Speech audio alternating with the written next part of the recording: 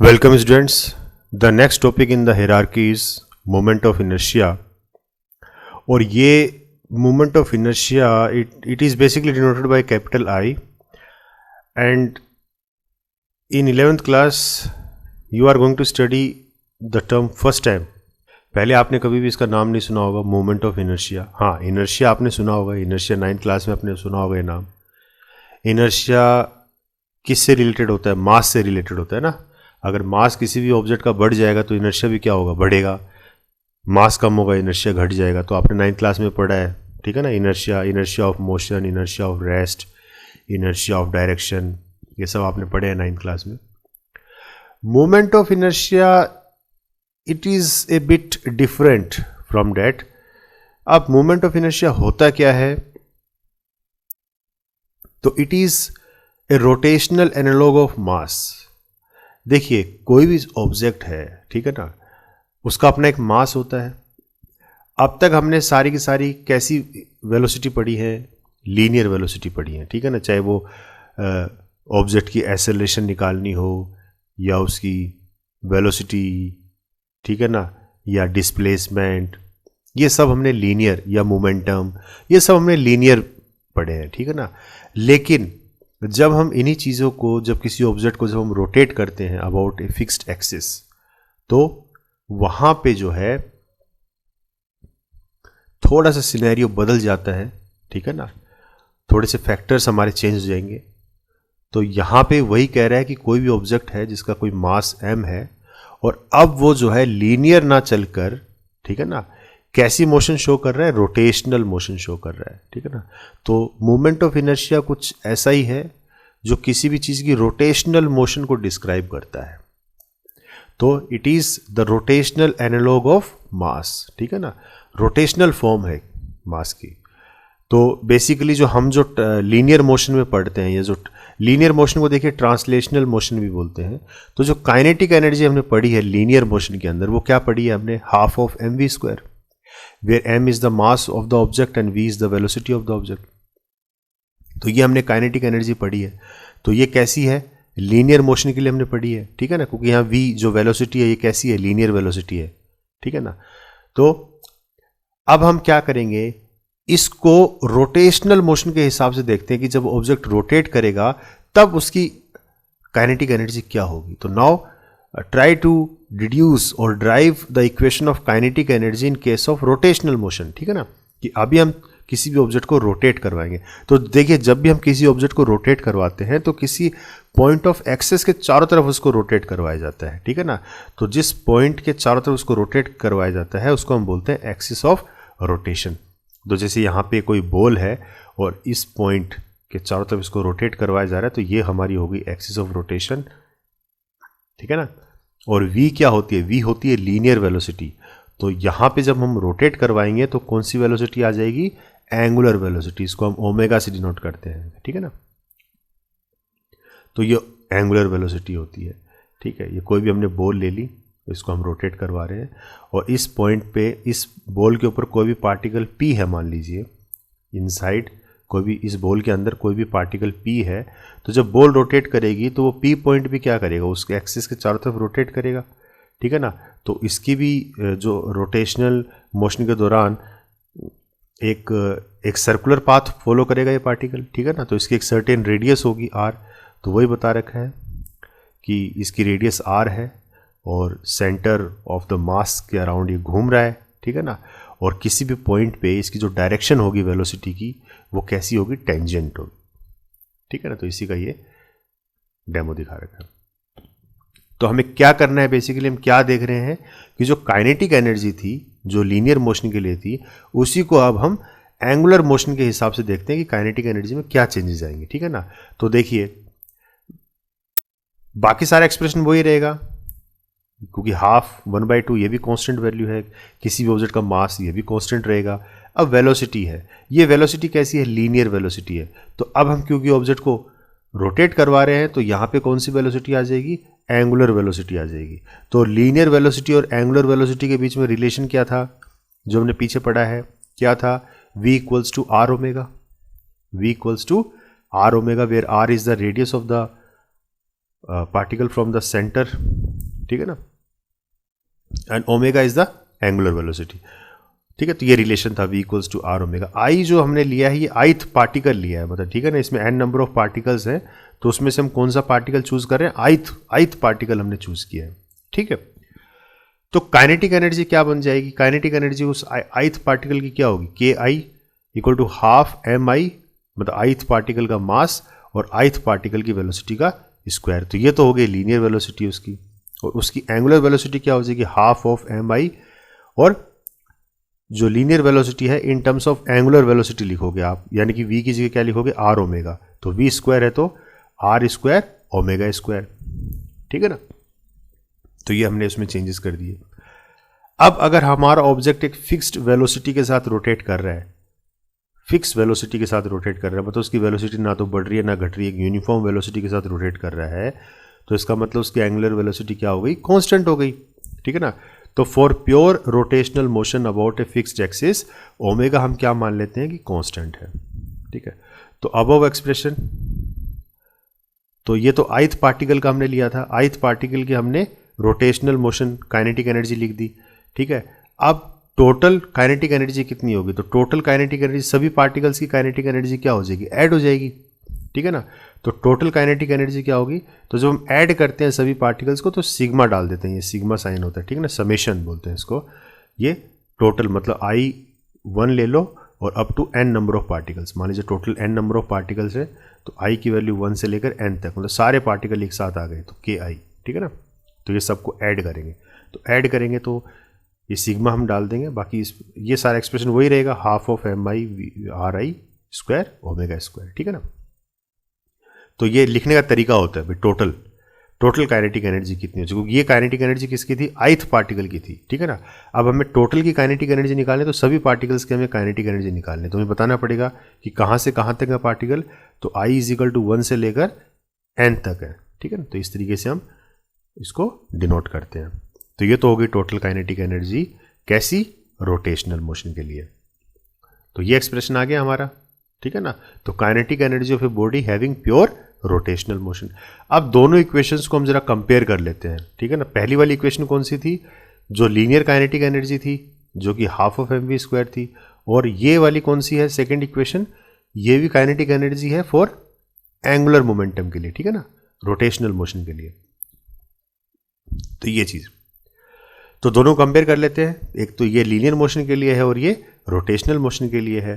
तो देखिए दोनों में क्या है, हाफ हाफ दोनों जगह है, तो बोथ हैव हाफ, ठीक है ना। ये कांस्टेंट वैल्यू दोनों साइड है, इसमें भी इधर भी हाफ है इधर भी हाफ है, और यहाँ पे ये v है, तो v क्या शो करता है, लीनियर वेलोसिटी, और यहाँ पे हमारे पास हो गया ओमेगा, ठीक है ना, जो कि शो करता है angular velocity.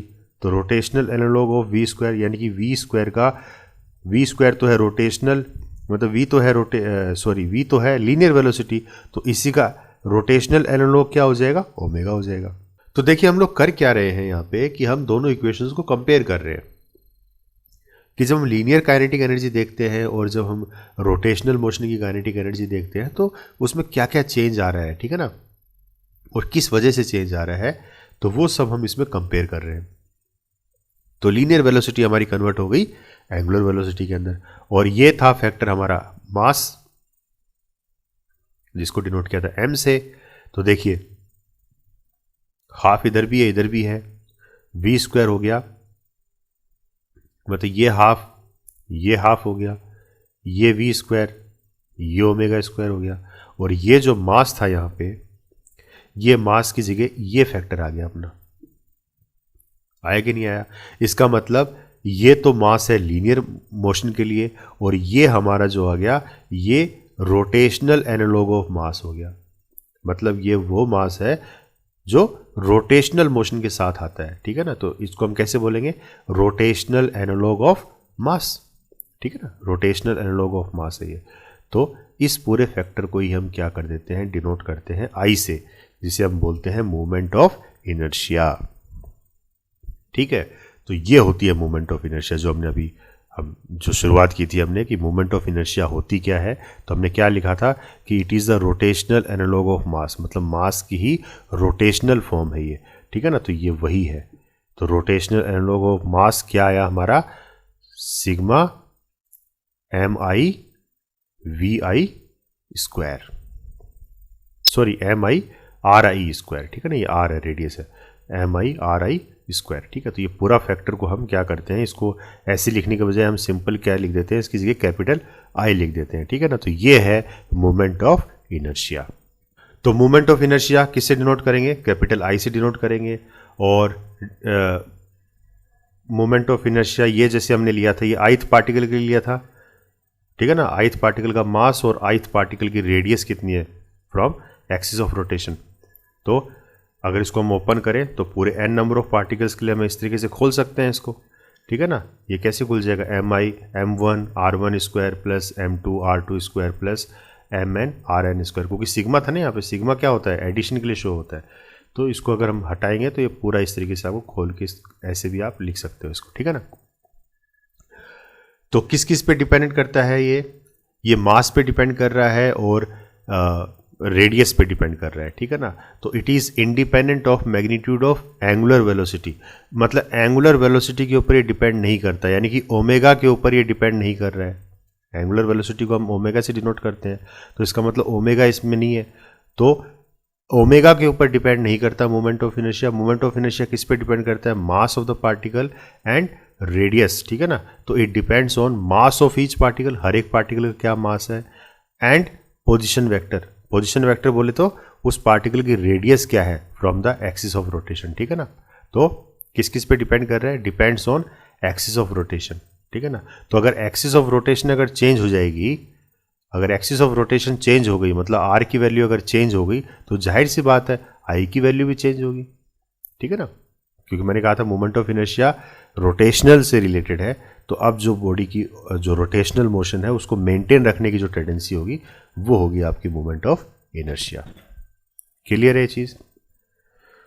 So moment of inertia of a rigid body depends on mass of the body. तो मोमेंट ऑफ इनर्शिया जो है किसी भी रिजिड का मतलब जो सख्त होती है बॉडी, ठीक है ना। तो किसी भी सख्त ऑब्जेक्ट का जो मोमेंट ऑफ इनर्शिया है वो किस किस पे डिपेंड करेगा, मास ऑफ द बॉडी, बॉडी का मास क्या है, उसकी शेप क्या है और उसकी साइज क्या है, ठीक है ना।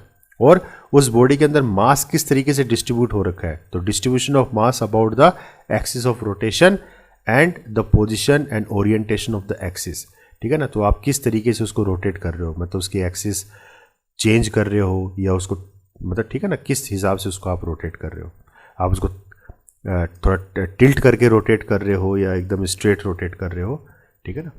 तो वो सब बता रहा है इसमें। तो अब देखिए थोड़ा सा और फर्दर हम इसको कंपेयर कर लेते हैं लीनियर मोशन को और रोटेशनल मोशन को। वो तो हमने पीछे तो अभी मास का हमने कंपेयर किया था कि मास कैसे चेंज हो जाता है। लीनियर मोशन में तो मास m होता है, लेकिन रोटेशनल मोशन में जो है वो क्या बन जाता है, मोमेंट ऑफ इनर्शिया बन जाता है, ठीक है ना। वैसे ही बाकी के फैक्टर्स भी चेंज होते हैं इसी तरीके से। कैसे, जैसे डिस्प्लेसमेंट आपने पढ़ा था, जो लीनियर डिस्प्लेसमेंट है उसको या तो हम x से डिनोट कर देते हैं या फिर किसी किसी बुक में आपको s से भी इसको डिनोट कर दिया जाता है, ठीक है ना, ठीक है ना। या तो s से डिनोट कर देंगे या x से डिनोट कर देंगे, तो ये तो हो गया लीनियर डिस्प्लेसमेंट। लेकिन एंगुलर डिस्प्लेसमेंट जब आएगा तो वहाँ पे आ गया थीटा, ठीक है ना, यहाँ पे आ जाता है थीटा। देखिए कोई भी ऑब्जेक्ट मान लीजिए A पोजीशन